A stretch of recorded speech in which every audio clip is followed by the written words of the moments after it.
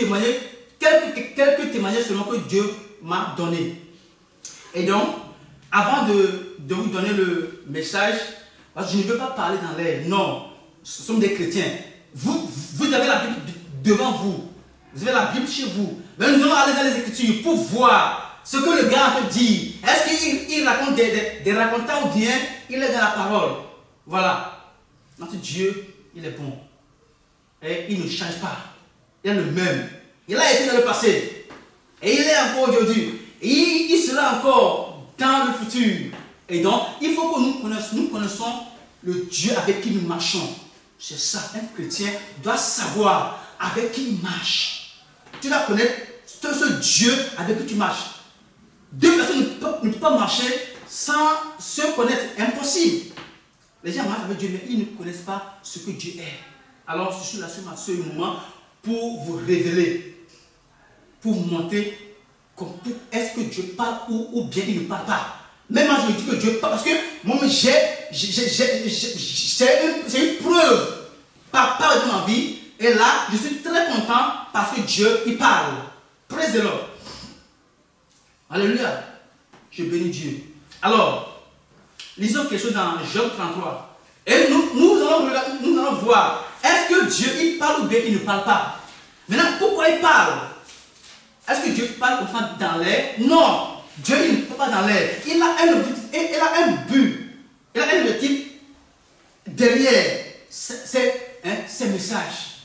Et quand l'homme ne prend pas ces messages au sérieux, il y a les conséquences qui viendront après. C'est pourquoi Dieu prend son temps. Il prend tout le temps afin d'avertir les hommes. Pour qu'un jour, les hommes ne prennent pas Dieu au piège. Non, Dieu n'est pas un Dieu de désordre, mais il est un Dieu d'ordre. Alléluia.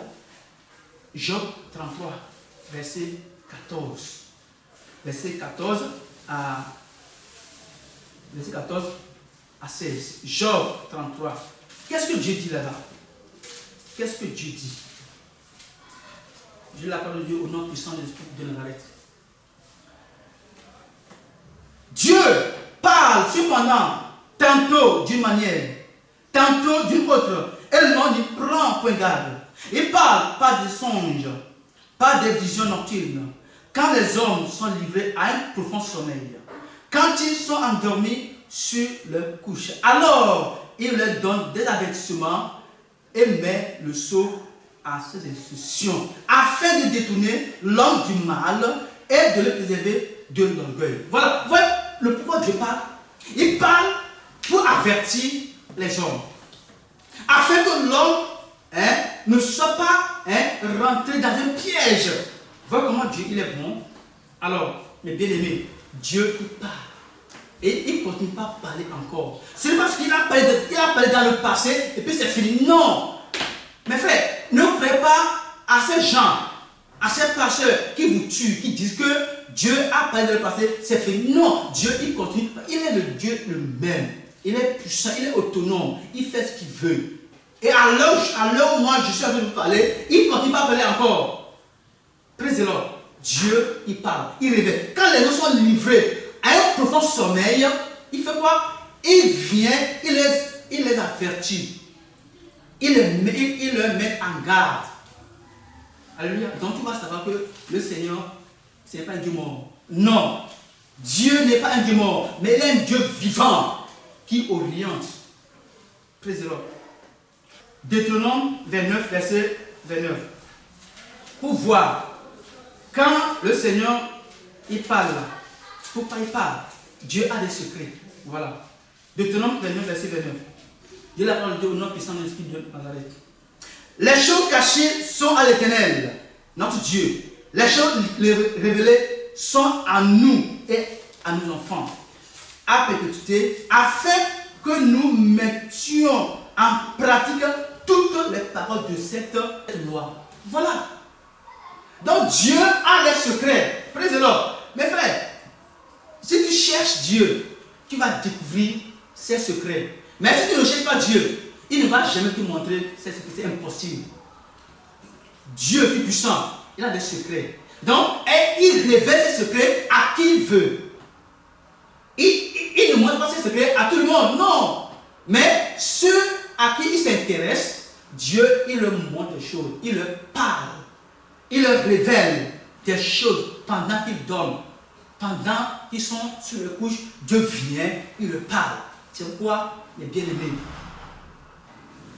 écoutez-moi très bien, Dieu, il parle, il est bon, il nous avertit de beaucoup de choses, mais l'homme ne prend qu'un garde. Et après avoir négligé ce que Dieu t'a montré, tu vas voir les conséquences après. C'est pourquoi je vous exhorte de ne pas négliger la parole de Dieu, de ne pas négliger ce que Dieu révèle. C'est très important. Amos 3, verset 7. Amos 3, 7. Je prends mon temps pour vous révéler, pour vous montrer ça avant d'aller dans le témoignage, parce que je voudrais que vous connaissiez que Dieu, il est capable de tout faire. Amos 3, 7. La parole de Dieu au nom puissant de Dieu de Nazareth. Car l'Éternel Dieu ne fait rien sans avoir révélé son secret à ses serviteurs, les prophètes. Alléluia. Oui, c'est vrai. Dieu, il ne fait rien. Voilà. Il ne fait rien sans avoir révélé ses secrets à qui? Est-ce que c'est à tout le monde? Non, pas à tout le monde. Mais à ses serviteurs qui, les prophètes. C'est-à-dire que les prophètes sont des gens qui reçoivent le message de Dieu et pour donner à qui? Au peuple.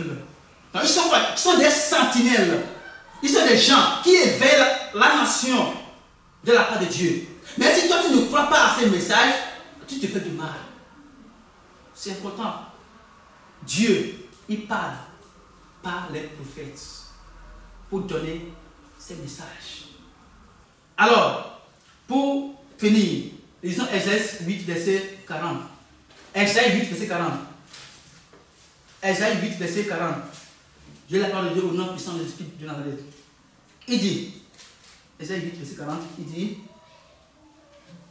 Esaïe 8, verset... Non, c'est verset 20 plutôt. Esaïe 8, verset 20. Il dit, à la loi et au témoignage, si l'on ne parle pas ainsi, il n'y aura point d'aurore pour le peuple. Alléluia. Peut-être ce verset, tu lis, mais tu ne comprends pas ça bien. Il dit, à la loi et au témoignage. La loi, c'est ce que nous lisons, ce sont les commandements de Dieu que nous lisons. Mais il y a des choses que Dieu révèle pour que nous puissions apporter, nous puissions venir raconter aux gens, pour que les gens croient à ce qui n'est pas écrit dans la Bible. C'est possible, Dieu fait ça aussi. Donc, toi qui crois que la Bible est suffisante pour que ça peut te conduire au ciel, tu dois faire attention. Je dis pas que la Bible n'est pas complet. C'est complet. Mais il y a des choses qui ne sont pas écrites. Dieu m'a dit que si on va écrire tout ce que Jésus a fait là, dans la Bible, le monde ne peut pas contenir. Il y a des choses qui ne sont pas dites, qui ne sont pas écrites. Donc, ça là, ce sont les révélations qui vont t'aider à voir ça. C'est important. Bien aimé, je vous dis la vérité. Vous voyez, quand Jésus avait envoyé les disciples d'aller évangéliser, quand ils sont revenus, ils sont contents. Ah, Jésus, oh, les démons nous ont été soumis. Jésus a dit, non, ne sais pas parce que les démons vous ont soumis. Mais c'est parce quoi? Parce que votre nom est écrit dans le livre de vie. C'est ça. Donc aujourd'hui, je suis fier parce que la vérité que j'ai croisée, Dieu a écrit mon nom. Alléluia. Je suis content. Mais toi qui me regardes, je prie le Seigneur. La grâce qu'il m'a faite, que le Seigneur te fasse encore cette même grâce pour que la vérité que j'ai croisée par une révélation, que le Seigneur te fasse aussi voir cette révélation au nom de Jésus-Christ de Nazareth. C'est important. Praise the Lord. Bien aimé, revenons à ce que Dieu m'a révélé. C'était en juin. C'était en juin passé. Dieu m'a montré quelque chose. Et ce que Dieu m'a montré, je ne peux pas l'expliquer. Je vais essayer de te dire, mais je ne peux pas expliquer C'était une chose inouïe, une chose étonnante. Mais je bénis Dieu qui continue à me parler encore. Alléluia. Praise the Lord. Et la nuit de juin 2020, j'avais vu un grand champ. Et le champ était un nouveau champ.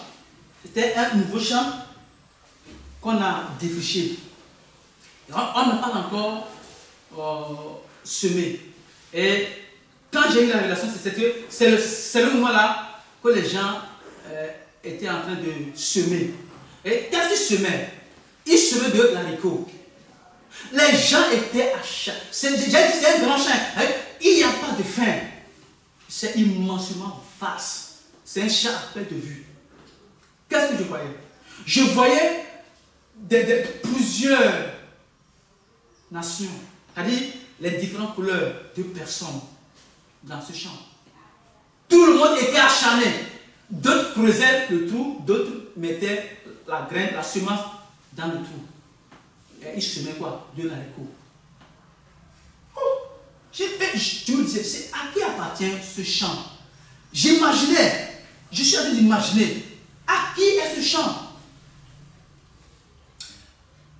Je n'arrive pas à trouver réponse à la question dont je me posais. Et à ma gauche, je voyais encore un autre grand champ. Et ça c'est quoi? Et ce champ là, c'est le champ du riz. Tout est vert. Oh, c'est à qui appartient le champ? Je pose la question, personne ne me répond. Et voilà, quelqu'un s'est approché de moi. Et il me dit, oh, toi tu ne sais pas à qui appartient ce champ? J'ai dit non. Oh, c'est pas pour Duflé Gabriel. Oh, j'ai dit ah bon. Oh, celui à qui les gens appellent le petit là. Le petit Duflé là. Comment le petit peut avoir ce comme ça? Il dit non, que c'est pour lui. Et à ma grande surprise, Duflé aussi, le père de la nation aussi était dans le champ. Lui aussi était acharné. J'ai vu beaucoup de personnes, les frères et sœurs, les blancs, toutes les couleurs, dans ce monde, étaient dans le champ. Et je me suis approché de Duflé Gabriel pour lui poser cette question. Il dit, papa, à qui appartient ce champ? J'ai appris que c'est pour toi. Et il a dit, papa, le champ c'est pour toi? Il dit oui. Il dit, papa, comment tu as fait? Tu as eu ce grand champ comme ça. Il dit, toi, Agbela, toi, tu ne sais rien. Il dit, ah bon? Oh, papa, comment tu as fait, moi? Il me dit, non, si c'est pas que les gens l'ont déçu. Les gens à qui il a confiance. Les gens à qui il s'est confié, la donner des choses. Des gens à qui il croit en ces gens qui peuvent l'aider dans sa mission, mais ces gens l'ont déçu. Sinon, il devait avoir un grand champ plus que ça. Et ah bon? Donc, les gens sont déçus. Ah bon? Que les gens ont fui avec son argent. Sinon, si je vois son champ actuellement, j'allais crier même que ce n'est pas ce que j'allais voir. J'étais étonné. Mes frères, quand on dit étonné là, j'étais ébahi même. Et le matin, je me suis réveillé. Quand je me suis réveillé, dans ce monde, mes bien-aimés, ouais, mes frères, quand tu as reçu une révélation, il faut méditer là-dessus. Dieu parle tantôt d'une manière, tantôt d'une autre. C'est ça. Mes frères, et je réfléchissais, je méditais sur la révélation. Et voilà. Est-ce que Duflé a un champ dans ce monde? Duflé n'a pas un champ. Bon, pourquoi j'ai vu le champ? Le champ m'appartient. Bon, ça me dit quoi? Seigneur, tu veux dire quoi par là? Je méditais. C'est impossible. Et là, l'esprit m'a amené de lire quelque chose. Et il m'amène dans Ecclésiaste 3, verset 15. Disons, le chant qui m'a amené à penser ainsi. Le chant là, bon, il n'y a pas ce chant dans ce monde. Parce que je n'ai jamais vu ce chant pareil quelque part dans ce monde. Mais on m'a dit d'aller Ecclésiaste 3, verset 15. J'ai eu la parole de Dieu au nom puissant de l'Esprit de Nazareth. Il dit, ce qui est a déjà été. Et ce qui sera a déjà été. Et Dieu ramène ce qui est passé. Oh, qu'est-ce que Dieu veut ramener? Pourquoi il dit que ce qui est passé est déjà été et ce qui sera a déjà été? Et Dieu ramène. Vous comprenez le verbe ramener? Ramener veut dire quoi? Ramener veut dire quelque chose qui a été passé, vous le ramenez. Dieu ramène encore ça. Il ramène ce qui est passé. Maintenant, qu'est-ce qui est passé? Et là, l'Esprit me ramène encore dans Genèse 41, verset 49. Pour comprendre qu'est-ce que Dieu veut ramener encore. Qu'est-ce que Dieu a fait dans le passé et il veut ramener encore à notre époque. Genèse 41, verset 49. Genèse 41, verset 49. J'ai la parole de Dieu au nom puissant de l'Esprit de Nazareth. Il dit, Joseph amassa du blé, comme le sable de la mer, en quantité si considérable que l'on cessa de compter parce qu'il n'y avait point de nombre. Il dit, bon. Maintenant, il y a quelle similitude entre, ici c'est Joseph, mais ici c'est Duflé, Gabriel. Bon, il y a quelle comparaison que ce qui est passé, ou bien il y a quoi? Et je méditais. Et la voix me dit, l'Esprit me dit que, le chant là, le chant que j'ai vu, le chant à perte de vue, ça veut dire que Dieu, son nom qu'il a choisi, apôtre du Gabriel, Dieu a mis en lui des richesses. Praise the Lord. Des richesses sont cachées en cet homme. Mais actuellement, pour le moment, les gens ne voient pas encore cette richesse. Pour que tu vois cette richesse, il te faut des révélations. Si Dieu ne te montre pas, tu peux sauter, aller au ciel, revenir sur terre. Tu ne peux pas voir ça. Ce n'est pas la force. Ce n'est pas la force. Comme Zacharie 6, lisons. Ce n'est pas la force. Vous voyez? Tu peux sauter, aller revenir. Tu ne peux pas voir. Mais c'est l'Esprit de Dieu qui va te révéler. Zacharie, lisons. Zacharie 4, verset 6. Alléluia. Il dit, j'ai la parole de Dieu, non puissant de Nazareth. Il dit, alors il reprit et me dit, c'est ici la parole que l'Éternel adresse à Zorobabel. Ce n'est ni par la puissance, ni par la force, mais c'est par mon esprit. L'esprit de qui? L'esprit, dit l'Éternel des armées. Alléluia. Pour que tu puisses voir ce que Dieu a mis en cet homme, tu peux aller demander conseil chez les gens, on va te tuer. Alors, c'est ainsi que les gens, plusieurs personnes ont tué beaucoup d'âmes. Parce qu'il y a des gens qui ont écouté son témoignage, ils ont cru, mais ils sont allés demander conseil auprès de leur pasteur. Leur pasteur les ont tués. Actuellement, ils sont morts. Mais ils vivaient. Ils pensent qu'ils sont en vie, mais ils sont morts. Ils les ont endurci le cœur. Il dit, ce n'est pas ni pas la force, ni pas la puissance, mais c'est quoi? C'est pas mon esprit, dit le Seigneur des armées. Alors, c'est Dieu qui peut te permettre pour te révéler ce que son nom est. Doufler ce qu'il a. C'est Dieu qui peut t'aider. Sinon, ta force ne peut pas t'aider. Alléluia. Donc, ce que j'ai vu dans le chant là, symbolisait les qualités, les richesses que Dieu a mis en cet homme.